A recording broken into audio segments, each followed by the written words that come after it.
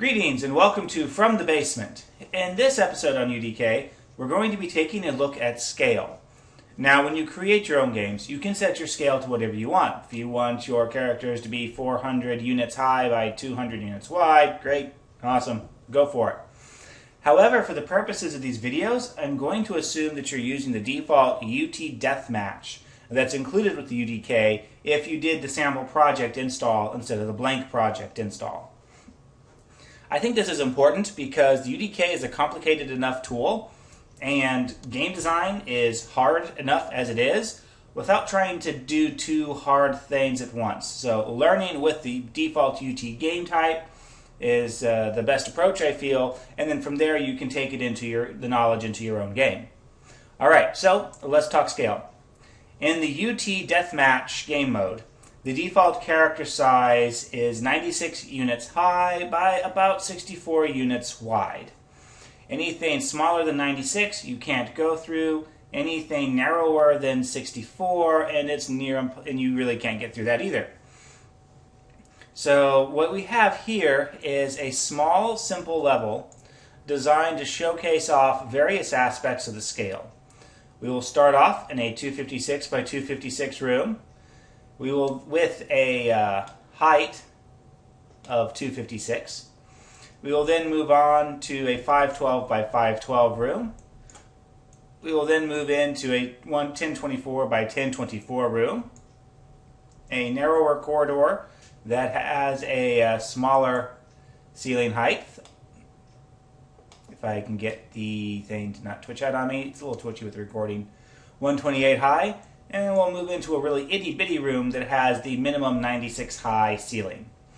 So let's take a look to see what these things look like. Now it's yelling at me because I got the default textures. Alright, so this is our 256 by 256 room. You can see that this does not exactly provide us with a lot of maneuvering space. And the ceiling feels pretty natural though.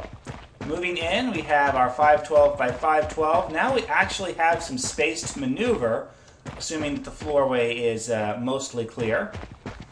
And then we move into the 1024 by 1024. Now this room starts feeling a little big and empty at this point. I would not push a room beyond 1024 by 1024 unless you've got a lot of clutter that you plan on putting in there to break up such a large empty space. Over here we have a 64 wide passageway. Notice I've got a little bit of wiggle room in here. I think the absolute narrowest is 48. However, trying to perfectly line up on that is extremely hard, even for a human player. And bots will not want to go down this narrow of a corridor, even though their character models can fit. They won't want to do that. For jumping, this is a 48 high block and is the maximum height that you can jump up onto with a single jump. Over here we have a 80 block high, and sometimes you can glitch up onto it with a single jump. Actually, I'm able to do that twice in a row. That's kind of odd. But normally, I can only think that the camera is somehow interfering with this. Normally you can't glitch up onto it. There we go. Now I'm no longer glitching up onto it. So normally, to get onto this, you've got to do a double jump. Now that is a 16 high lip there, and I can walk up over that. 16 high is the highest you can walk up over something. For crouching, we have got a 64 unit high section here, which is your minimum height for crouching. Notice it does look very claustrophobic. This is a 80 unit high. Notice I cannot walk through it. But crouching I can go through, and it feels a lot less claustrophobic than this one does. Progressing on. Oh yeah, and the doorways here are, if I'm remembering correctly, 96 units wide.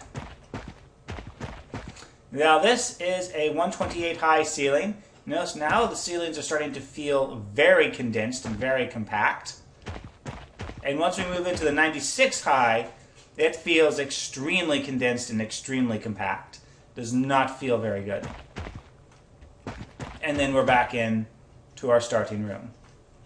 So, while you are learning the editor, I would strongly suggest building a couple of rooms where you just simply test out the various scales and heights and try to get a feel for, well, what feels right in the editor for the UT game mode type. How do you do that? Well, that'll be with BSPs and in the next video. Until then,